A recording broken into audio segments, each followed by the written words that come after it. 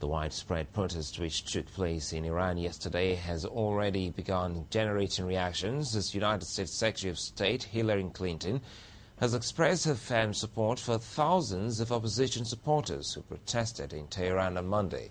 Mrs. Clinton says they deserve to have the same rights that they saw being played out in Egypt and that Iran has to open up its political system.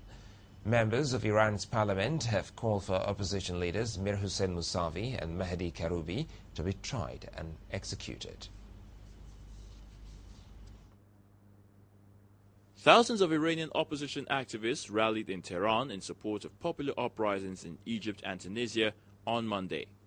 Local media reports that one person was killed and several wounded by protesters. An opposition website also says dozens were arrested while taking part in the banned protests, which amounted to a test of strength for the reformist opposition in the Islamic State. There were also counter-demonstrations staged by the people who denounced the opposition rally. Meanwhile, Iranian lawmakers have condemned Monday's protests.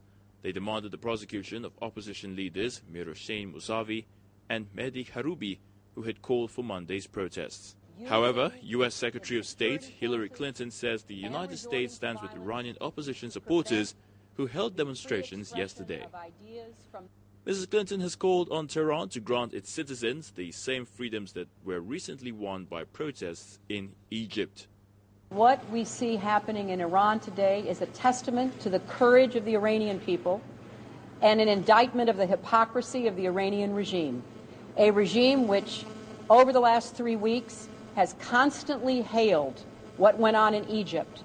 And now, when given the opportunity to afford their people the same rights as they called for on behalf of the Egyptian people, once again illustrate their true nature. But Iran has called on the U.S. and Israel today to hold back from meddling in its affairs.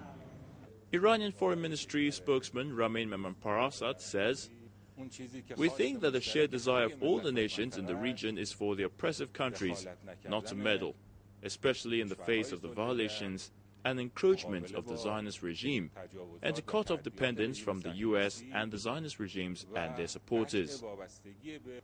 Iranian Supreme Leader Ayatollah Ali Khamenei has called the uprisings in Egypt and Tunisia against secular Western allied rulers an Islamic awakening, akin to the 1979 revolution that overthrew the US-backed Shah in Iran.